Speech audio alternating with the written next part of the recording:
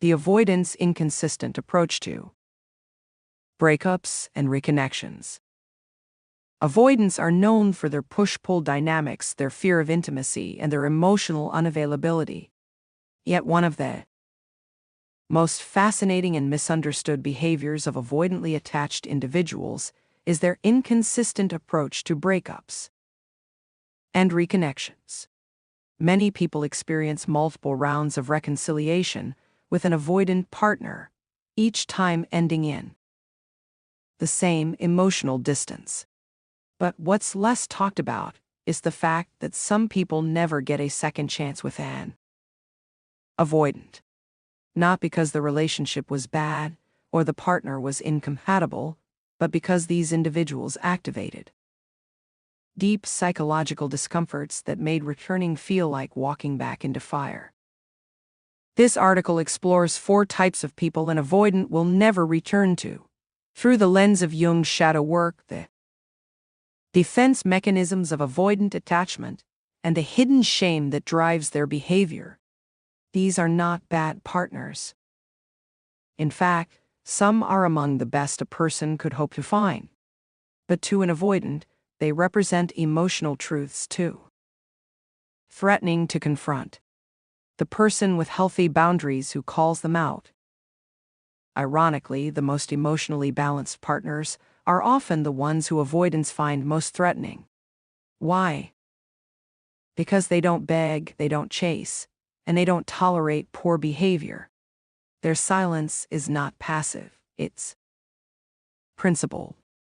Their withdrawal is not fear-based, it's rooted in self-respect. This type of person forces the avoidant to confront their own patterns. They might say things like, "I'm not punishing you, I'm just no longer available for inconsistency. I care about you, but I need a relationship that feels safe and stable." To an avoidant, this is psychological warfare, not because the person is hostile, but because their calm self possession mirrors back the avoidant's emotional immaturity. It creates cognitive dissonance. They can no longer justify their behavior as a reaction to needy or clingy partners, because this one isn't. This person refuses to enable them or dance the usual emotional tango. And that absence of control terrifies the avoidant. Reconnecting would mean facing the same clear-eyed boundaries and inner strength again. And unless the avoidant has done deep inner work, they're unlikely to risk feeling that exposed. Why they'll never come back? Because this person knows the avoidant's patterns and refuses to participate in them. The avoidant cannot manipulate, blame, or project. It's too emotionally raw, too real, too reflective. The desperate pursuer who abandons all self-respect. While the previous partner represents self-worth, this one represents self-erasure, and avoidants find this equally intolerable. This is the person who, in the wake of a breakup, becomes emotionally unhinged, begging for another chance, flooding their inbox with emotional pleas, showing up uninvited, making dramatic declarations or threats, stalking social media or mutual friends. What's frightening is that this person often believes their intense emotional display proves their love, but to an avoidant, it confirms their worst fears about intimacy, that love will swallow their identity, that emotions are uncontrollable, and that attachment equals chaos. Rather than feeling desired, they feel repulsed. The desperation triggers contempt, pity, and superiority, all tools used to distance themselves from vulnerability. It validates the avoidant's belief that emotional closeness leads to humiliation and loss of control. Why they'll never come back? Because the avoidant now sees this person as unstable and unsafe. The attraction dies. The person's emotional nakedness becomes a cautionary tale, not a call to reconnect. The one they think they don't deserve. This is the most tragic category. Sometimes, avoidants meet someone they genuinely love. Someone grounded, kind, emotionally mature, secure in themselves. Everything the avoidant secretly longs for, but doesn't believe they can sustain. There. Perfection becomes unbearable. Why? Because it activates the avoidant's deepest shadow wound. I am not good enough to keep this. They think.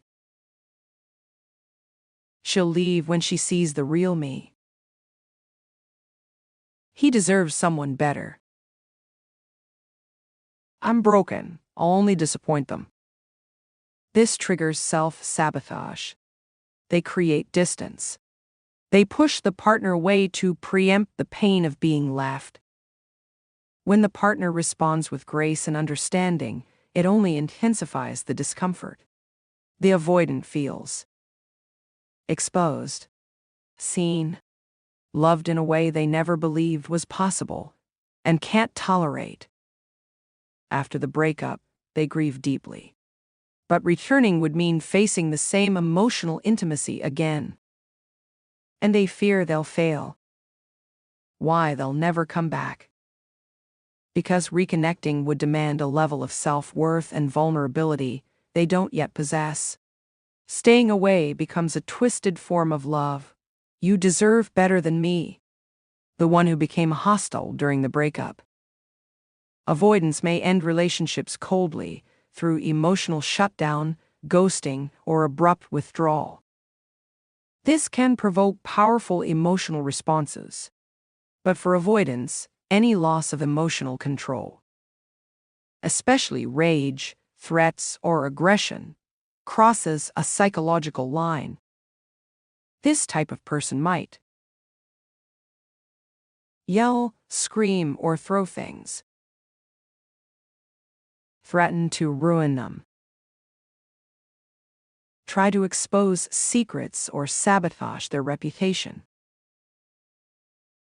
engage in stalking or harassment. Even if the behavior was out of character and rooted in grief, the avoidant interprets it as a fundamental danger. Their nervous system imprints the memory as unsafe, and that impression doesn't fade easily. Avoidants crave emotional predictability and control. A partner who explodes during conflict is now perceived as volatile, someone who could cause serious emotional or social harm. Even if apologies are later offered, the avoidant doesn't forget. Why they'll never come back. Because they now associate the person with fear, volatility, and emotional threat. The risk outweighs any potential reconnection. Shadow work, self-reflection, and the avoidant's inner whirl. Carl Jung said, "Until you make the unconscious conscious, it will direct your life, and you will call it fate." Each of these 4 types activates an unconscious fear, shame, or belief in the avoidant. The secure boundary holder reflects their lack of emotional maturity. The desperate pursuer mirrors the avoidant's own fear of losing dignity.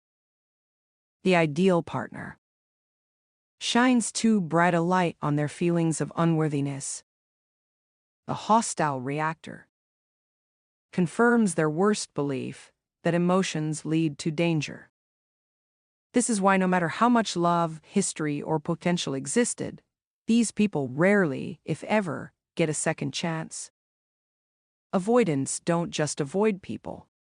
They avoid who they become in the presence of those people. Final thoughts.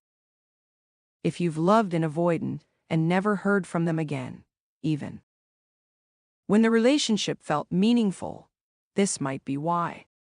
It likely wasn't about your worth.